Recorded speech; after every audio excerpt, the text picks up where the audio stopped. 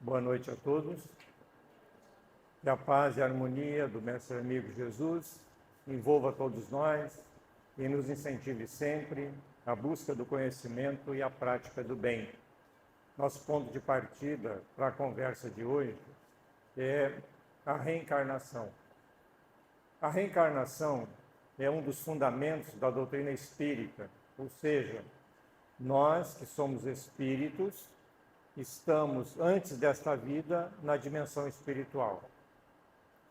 Dentro das leis divinas, chega também a nossa vez de virmos chegar para a humanidade através da reencarnação, ou seja, éramos espíritos livres e agora nós estamos vinculados e presos a um corpo físico, biológico, por várias necessidades, especialmente de que nós possamos aprender cada dia mais para podermos compreender as leis divinas e a sua aplicação. Não é uma proposta simples, e temos feito isso por dezenas, centenas de vezes. Então estamos aí novamente dentro desse ciclo de reencarnações para que nós possamos aprender cada vez mais. O grande objetivo da vida não é passar os dias e passar os anos, nem nos divertindo. É possível, claro, mas nós temos a necessidade de descobrir nas nossas ações, no nosso dia a dia, o quanto nós estamos nos transformando para melhor. Essa é a proposta, mas quando aqui chegamos e renascemos, nós tínhamos, no plano espiritual, antes dessa reencarnação, nós fizemos um projeto de vida. Não viemos assim, não tinha o que fazer, eu vou agora encarnar no planeta Terra. Não, nós temos um projeto de vida, que foi ajudado pelos amigos espirituais para nós delinear, estabelecer o que nós temos que fazer. Mas o Criador entendeu que quando nós aqui reencarnamos, nós adquirimos uma prática que é o chamado livre-arbítrio, ou seja, que eu posso fazer ou não fazer. Eu vou fazer a escolha. E nem sempre eu vou lembrar exatamente o que foi que eu me comprometi. Que projeto era esse? Mas nós vamos ter aquelas ideias, vamos ter aquele perfil, vamos ter aquela identificação com atividades, com relacionamentos, com toda a nossa vida. Vamos ter aí essa decisão da profissão que eu vou exercer, o que eu pretendo exercer. E nem sempre eu vou ter essa definição muito clara. É bastante comum ver jovens ainda saindo da juventude, entrando na vida adulta, com dificuldade de definir que profissão eu vou seguir, porque é preciso viver na sociedade. E muitos começam, num primeiro momento, achando que aquela é a profissão escolhida. E depois de um certo tempo percebe que não é. Mas por que não é? Não é porque eu não sei, eu não estou me identificando, não está dando certo, eu vou recomeçar numa outra. É assim que é aplicado o livre-arbítrio. Nem sempre nós sabemos exatamente, mas quando nós tomamos a decisão, nós temos uma referência, que é na nossa mente, que são as leis divinas que foram aí gravadas. Então, na hora do momento que eu decido, se eu sigo em frente, se eu dou meia volta, se eu saio para um lado, vou para o outro, eu tenho imediatamente o sentimento, é um sentimento de que eu estou andando no caminho certo ou que eu estou equivocado e devo retomar o caminho das minhas decisões. E nem sempre eu faço aquilo que a minha consciência me indica, né? E temos aí todas as consequências. Essa nossa humanidade, os espíritos mais evoluídos, indicam que é uma humanidade de expiações e provas. Também tem as missões. Também, eu digo também tem, porque uma missão de um ser espiritual são mais raros.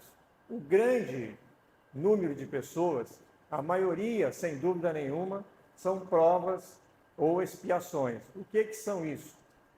A expiação é o momento que eu estou vivenciando uma situação de desconforto, de sofrimento que eu já fiz para alguém no passado. E que agora eu estou resgatando isso para, numa nova encarnação, mais equilibrado, mais consciente, eu possa retomar aquela relação e de um inimigo fazer um amigo. Se eu fizer isso durante a minha vida, eu estou muito bem na caminhada. Ou seja, nós estamos numa situação que nós nos relacionamos com muitas pessoas, nem todas do nosso agrado. Nós escolhemos amigos, temos muito conhecido, mas poucos amigos. Amigos aqueles de confiança, verdadeiros. Mas por que não temos? Não sei, eu não me identifico. Não... Ou seja, existem outros fatores importantes que nem sempre nós delineamos, nós percebemos claramente, mas que ao longo do tempo nós estamos utilizando e fazendo isso, essas escolhas, todos os dias. Todas as nossas ações, todos os nossos pensamentos estão dentro dessa proposta de utilizar o nosso livre-arbítrio. Então a humanidade, aqui principalmente, estão em provas ou expiação. A expiação é passar pelo sofrimento que eu já fiz para alguém. E isso é a lei divina de justiça que me conduz, me colocou naquela família, junto àquelas pessoas, para que eu vivesse essas experiências. Então tem várias situações que foram programadas. E tem aí, entre meio às programações, tem a nossa decisão. Nós também tomamos decisão na nossa vida. As provas, como o nome diz, é uma prova. Eu vou experimentar. Então eu não tenho a necessidade de passar por aquele sofrimento, por aquela provação. Mas eu peço para a misericórdia divina que me permita vir numa vida para fazer uma prova de se eu realmente estou seguro que eu posso passar por uma situação difícil, sofrida e me manter equilibrado. Não é sorrindo, nem chorando e nem adorando sofrer, não é isso. É simplesmente enfrentar o sofrimento de tal forma que eu não entre em desequilíbrio total. Se isso são propostas na maioria de todos nós nessa humanidade. Então, dá para perceber que isso é de uma vida para outra, não é de um dia para o outro, mas sim de uma vida para outra. E dentro dessas expiações, a obsessão, é o termo que se usa, né? A obsessão é o que permeia em toda a humanidade. O que é uma obsessão? Eu vou usar vou citar aqui uma parte, né, resumida do que tem no Evangelho, segundo o Espiritismo. Também tem praticamente o mesmo texto, mas no Livro dos Médiuns, num capítulo dedicado à questão da obsessão. E os Espíritos dizem o seguinte: a obsessão é uma ação de um espírito mau sobre um indivíduo. E ela vai desde a simples influência moral, sem sinais exteriores, até a perturbação completa do organismo e das faculdades mentais. Então, nós podemos perceber que há um dimensionamento desde até. E aí dentro, nós temos todos os graus que possamos imaginar da intensidade do processo obsessivo. É uma ação, alguém está realizando, e o espírito que faz isso, estamos pegando uma configuração, existe outras. O espírito que faz isso, né? Ele é chamado de mal. Por que ele é mal? Né? É porque ainda não faz todo bem.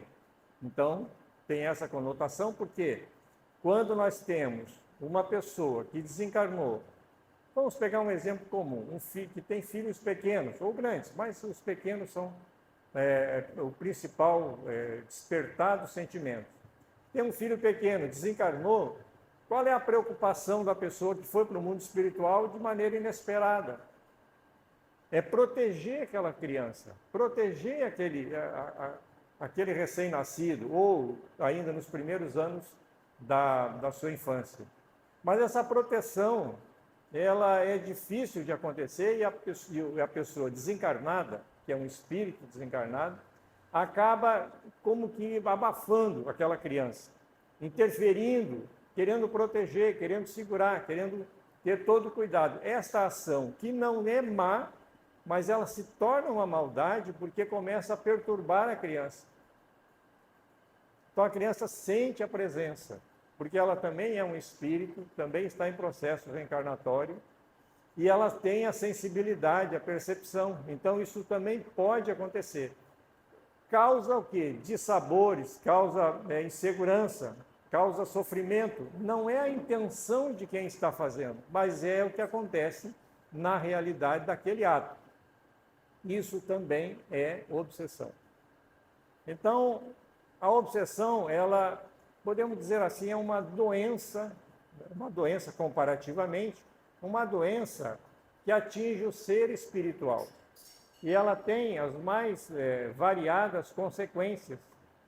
Uma consequência bastante clara, que é o tema que nós estamos colocando, é levar uma pessoa, pela insistência, pelo desequilíbrio, levá-la ao suicídio. É um dos atos piores e o máximo que se pode pensar de que pode acontecer através de um processo obsessivo. Porque o espírito, com má intenção, especialmente, começa a interferir na nossa vida. E essa interferência vai se fazendo, pode acontecer de uma maneira rápida, mas normalmente vem acontecendo ao longo do tempo, ao longo da vida, ao longo dos anos. É aquele jeito que nós temos, é aquele momento que nós não acolhemos as pessoas, nós agredimos as pessoas em primeiro lugar, é aquele desequilíbrio que todos já perceberam e que a pessoa não quer fazer um tratamento e que pode ir num avanço. Esse processo obsessivo, esse é o processo obsessivo. Ele pode ir avançando ao longo do tempo e a pessoa vai sentindo essas consequências. Começa a perder o gosto pela vida, acha que toda a sociedade está bem, só ele ou ela está mal. Não acredita que possa reverter o processo, vai se diminuindo, vai jogando a sua vontade para o lado e a entidade espiritual começa a tomar conta e vai pressionando, especialmente pela ligação mental. Todos no universo, encarnados e desencarnados, têm a mesma linguagem, o pensamento. Então, a entidade espiritual que está tentando nos influenciar vai atuar no nosso pensamento, com essas ideias fixas, essas repetitivas, que nos jogam para baixo, que levam uma criança, um jovem, a se mutilar. É algo inexplicável. Como é que pode alguém simplesmente tentar cortar os braços só para cortar? É porque na cabeça, na mente dessa pessoa, a influência espiritual já está de tal ponto que está conseguindo levar esse indivíduo a se automutilar hoje e a se matar amanhã. Então, o espírito em si não vai fazer ninguém desencarnar.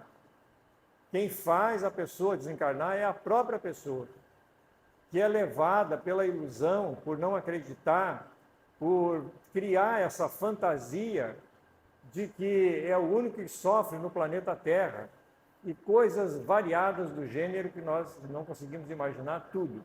Mas é esta pressão e esta ilusão que levam uma pessoa a agredir-se a si mesmo para acabar com a sua vida. Apesar de ter um choque, uma situação chocante para a família, tem aí também uma surpresa desagradável para o próprio indivíduo, porque ele está agredindo o próprio corpo e pode fazer esse corpo não ter mais condições de suportá-lo, a manter a vida, o espírito preso, e o espírito se solta. No momento que ele se solta, que o corpo não tem mais condições de recebê-lo, mesmo que ele se arrependa, e vai se arrepender no primeiro minuto, porque vai se sentir livre, vai se sentir vivo, vai se sentir pleno.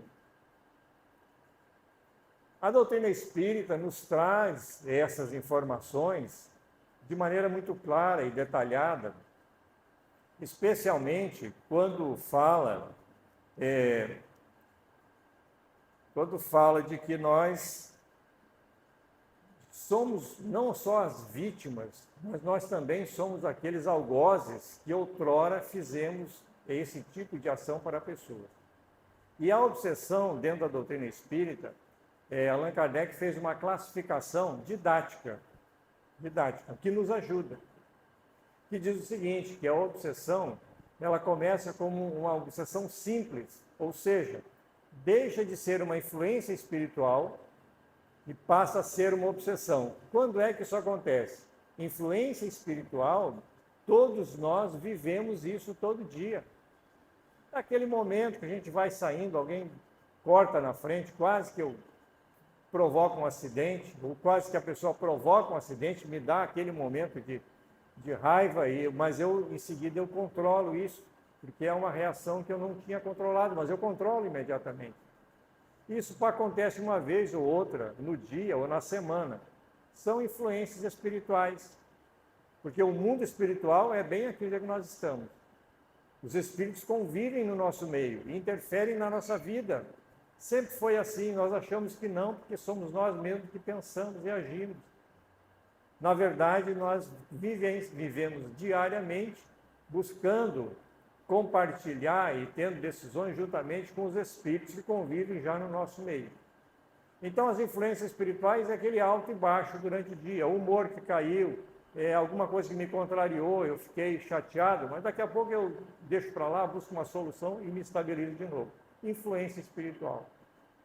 Só que quando essa influência começa a se tornar diária, permanente, e inclusive eu não aceito observação de ninguém, eu acho que quando alguém me faz uma observação, seja familiar, seja conhecido, seja amigo, de que eu estou muito fechado, que eu não trato bem as pessoas, eu já também fico fechado com essa pessoa, corto relações e acho que a pessoa está contra mim. Eu crio ilusões.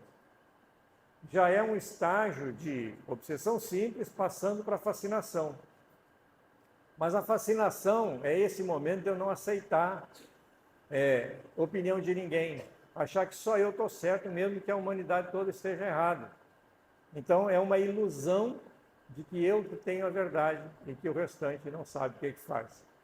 Mas não para por aí. A obsessão vai a mais, a perturbação completa do organismo e das faculdades mentais.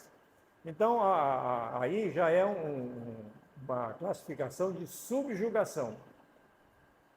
E a subjugação, então, tem duas formas de se apresentar. Ou a subjugação moral, ou a subjugação física. A subjugação física, por exemplo, é quando a pessoa já está bastante perturbada e se percebe que ela desenvolve cacuetes, movimentos que ela não controla,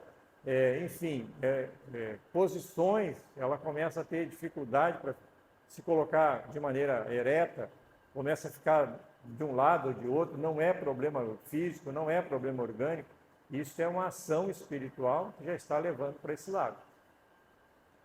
A subjugação moral é quando a pessoa começa a tomar posições, ela não tem nenhum problema orgânico, nem do seu corpo, mas, ao mesmo tempo, a pessoa começa a desenvolver sentimentos contra várias pessoas, contra a própria humanidade, e ela sabe que ela está errada, mas ela não consegue se controlar.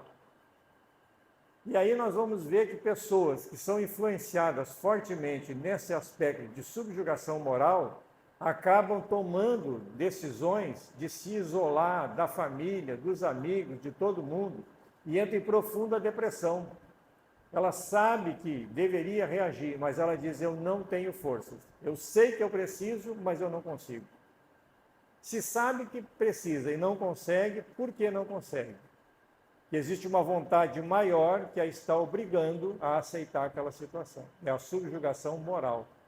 E a pessoa entra em sofrimento, nem sempre nós entendemos isso, porque a pessoa está normal. Aparentemente não há nada com ela. Mas a pessoa começa a definhar, começa a perder os seus objetivos de vida, começa a largar tudo de lado, e aí todo mundo vai para cima, querendo saber o que está acontecendo, e a pessoa diz, eu não sei. E nem sempre ela está fugindo, ela diz, não sei porque não sabe mesmo. Mas aquela força, aquela vontade, está se impondo à vontade do indivíduo. Isso é uma subjugação moral. E essa subjugação moral leva para a depressão, da depressão é um passo para o suicídio. Uma das piores decisões e atos que o ser humano pode fazer contra si próprio. Então, é importante e necessário que nós venhamos a detectar os indícios, o começo, porque no começo é mais fácil de buscar um amparo, um acolhimento, uma orientação, tanto profissional quanto espiritual, e tomarmos providência. Porque quando a pessoa, seja ela um filho, seja um marido, seja uma esposa, seja alguém, chega no ponto de suicídio, todo o processo já andou por vários anos. A pessoa não começou ontem com esse processo, raramente isso acontece. A pessoa já vem sentindo essas influências, já vem sentindo esse mal-estar por muito tempo. E isso a pessoa vai demonstrando no dia a dia, pelos seus atos, pelas suas escolhas, pelos seus projetos de vida, pelo abandono que faz desses projetos. E a espiritualidade, os espíritos nos ajudam lá antes da encarnação. Interferem muito no nosso planejamento, mas deixam aqui para que nós venhamos a tomar as decisões necessárias para desenvolver o nosso projeto de vida. Então, nós somos chamados à responsabilidade. É o momento que nós somos colocados à prova, que nós somos donos da nossa vida, conduzindo para onde queremos. E nem sempre a pessoa percebe o rumo que está seguindo. Começa com novos hábitos, começa com novos amigos, acha defeito no mundo, enfim, não tem ninguém de confiança, incomoda e se incomoda com qualquer coisa, começa a reclamar da vida, achando que a vida é só sofrimento. Na verdade, não está totalmente errado. Nós viemos para essa vida, como coloquei há pouco, provas e expiações. Diariamente nós somos testados. É uma forma que o Criador tem, e deve ter as razões dele, de nos colocar diariamente em sofrimento. É uma provação de como é que eu vou reagir diante daquela situação. Uma situação de desconforto, uma situação de desequilíbrio na vida, uma situação bastante complexa, doída, difícil. Como é que eu vou me portar? É assim que o Criador olha para nós. Como é que eu vou, qual recurso eu vou usar? Qual a minha estratégia? O que é que eu vou fazer para sair e não entrar no embalo desse sofrimento e desespero? E fica nos observando. O Criador nos observa o tempo todo, verificando como é que nós estamos saindo nesse nosso projeto de reestruturar a nossa vida e já nos preparando para a vida futura. O que nós fizemos hoje reflete no nosso futuro amanhã, tanto na dimensão espiritual, se eu fui mal nessa vida, digamos, segui por caminhos não recomendados, talvez ao invés de resolver vários problemas de relacionamento passado, eu tenha arrumado outro tanto. Então, quando eu chego no mundo espiritual, eu vou reencontrar muitos daqueles que no passado tivemos divergência, que não nos entendemos. Talvez eu tenha me aproveitado de alguma situação, tenha enganado as pessoas. No mundo espiritual vamos nos encontrar todo mundo. E aí como é que vai ser? Então, essa é uma situação que nós precisamos considerar muito. Se porventura, nessa vida, eu procurei fazer um pouco melhor, fiz um pouco diferente para melhor, estiquei alguma mão, ajudei alguma pessoa, não importa se eu lembro ou não lembro. No mundo espiritual eu vou encontrar essas pessoas que vão me fazer lembrar, olha, aquele dia, aquele momento que você me encontrou, aquela palavra que você me disse, aquela frase, fez com que eu retomasse a vida. Pronto, são pessoas que estarão convivendo conosco. Então nós estamos construindo a nossa vida no mundo espiritual e, por consequência, na próxima encarnação. Que a reencarnação é o reencontro. É o reencontro de desafetos do passado. Tem uma mensagem no Evangelho segundo o Espiritismo, esse livro que divulgamos tanto no meio espírita, de um espírito, no capítulo Honrai Pai e Mãe, que ele é uma mensagem bastante longa, de umas 4 páginas, mas tem algo que ele diz que eu sempre considero e lembro muito disso. Resumidamente, ele diz o seguinte, que quando nós saímos da vida de encarnação, aí nós entendemos o porquê da vida. Isso que nós queremos entender agora e não conseguimos. Vamos entender quando nós estivermos numa outra perspectiva, no mundo espiritual, e aí nós vamos entender essa vida, por que que as coisas aconteceram assim. E aí vai despertar um sentimento em nós.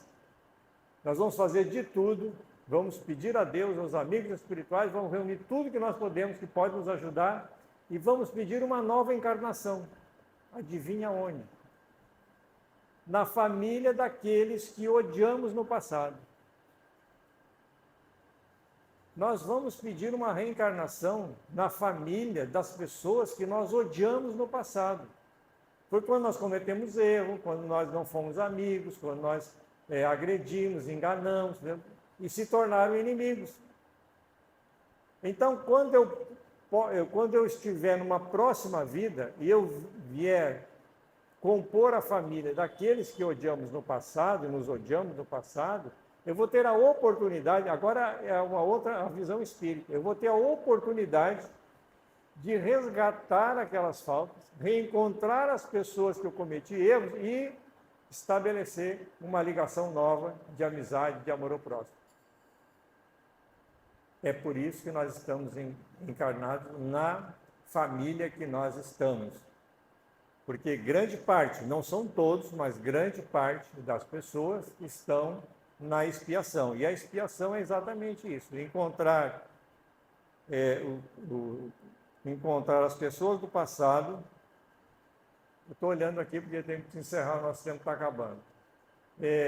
Encontrar as pessoas do passado, reconstruir a vida, reconstruir a proposta, começar de novo. Então, nós temos que, para isso, nós vamos ter que ir ao mundo espiritual, vamos ter que buscar a oportunidade, vamos ter que aguardar uma oportunidade para a nossa reencarnação e vamos ter que renascer e depois temos que esperar a parte de juventude, até chegar na idade adulta, para começar, então, a tomar as nossas decisões mais conscientes. O tempo urge e nós, às vezes, perdemos tempo criando encrenca com pessoas que não precisávamos criar. Desculpe a expressão, mas é isso mesmo. Eu acho que nós temos muito a fazer por nós, para que a gente perceba a oportunidade que eu tenho e não alimente aquele, como é que eu vou dizer? Não alimente aquele sentimento de menos simpatia, aquele sentimento de que são pessoas que eu não me agrado, eu já isolo, porque... E esse tipo de pessoas, que eu tenho esse sentimento, está me dizendo, aqui está a nossa proposta de nova vida. Nós temos que resolver isso, porque senão eu não consigo avançar no progresso espiritual. O progresso espiritual é onde eu tenho que chegar. Jesus coloca isso, a doutrina espírita reafirma, progredir espiritualmente é onde eu vou, mas eu não vou conseguir evoluir, progredir espiritualmente, se eu ainda tiver momentos de atrito com pessoas que, inclusive, estão convivendo comigo nessa vida. Eu tenho a oportunidade na minha mão.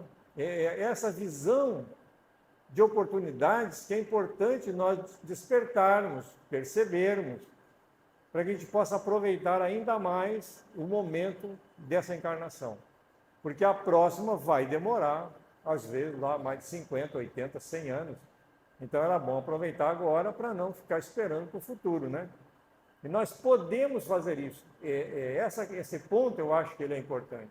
Nós podemos fazer isso porque cada um de nós sabe, não precisa ninguém dizer, cada um de nós sabe onde é que está o problema do relacionamento.